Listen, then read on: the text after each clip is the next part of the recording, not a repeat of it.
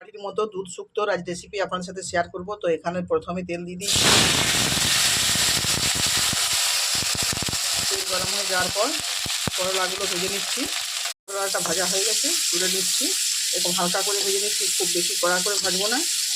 কিছু আমি সবজি কেটে নিয়েছি, গাজর, আলু, কাঁচকলা আছে, সজনে ডাঁটা, আর এখানে দেখুন বেগুন। এটা দিয়ে আমি শুক্তোটা বানাবো। আর এখানে কিছু বড়ি ভেজে নিয়েছি। তো প্রথমে সবজিগুলো কড়ার মধ্যে দিয়েছি। যে তেলটা রেখেছিল উঠতে ভাজার পর সেই তেলের মধ্যেই আমি সবজিগুলো দিয়ে দিয়েছি। প্রথমে এটাকে একটু লবণ দিয়ে নেড়ে চেড়ে নেবো। এগুলো কিছুক্ষণ ভেজে নিয়ে তারপর দিচ্ছি বেগুন। বেগুন দেওয়ার পর লবণটা দিয়ে দিচ্ছি। লবণ দিয়ে নেড়ে নিচ্ছি। সবজিগুলো কিন্তু ভাজা ভাজা হয়ে গেছে। এরপর মধ্যে দিয়ে দিচ্ছি সর্ষে বাটা। সাদা সর্ষে বেটে রেখেছিলাম, সেটা দিয়ে দিলাম। সর্ষে বাটাটা দেওয়ার পর দিচ্ছি জল। জল দিয়ে কিছুক্ষণ সিদ্ধ হতে দিচ্ছি আমি।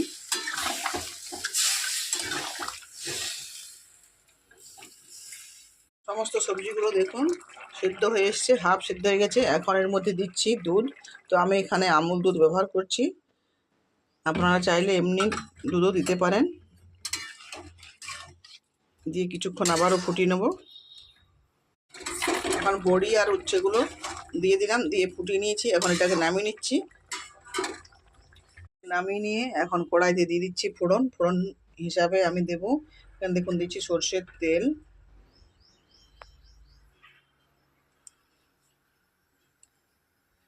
আমি 5 ফোড়ন, সেটাকে হালকা করে একটু থেতো করে নিয়েছি, ভেঙে ভেঙে নিয়েছি দেখুন।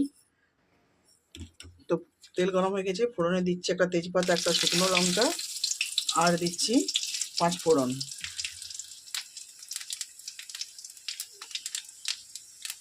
ফোড়নটা ভাজা হয়ে গেছে, সুন্দর একটা গন্ধ বেরিয়েছে।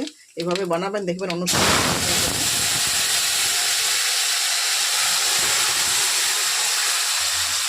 শুক্তোতে ফোড়নটা দেওয়া হয়ে গেছে। এরপর দিচ্ছি চিনি। তো শুক্তোতে তো চিনি একটু লাগবেই, চিনি দিয়ে দিলাম। একবার অনুষ্ঠান বাড়ির মতোই শুক্তোতে গন্ধ বেরিয়েছে। তো আপনারা এইভাবে বানাবেন, দেখবেন খুবই সুন্দর হবে। সবাই ভালো থাকবেন, সুস্থ থাকবেন।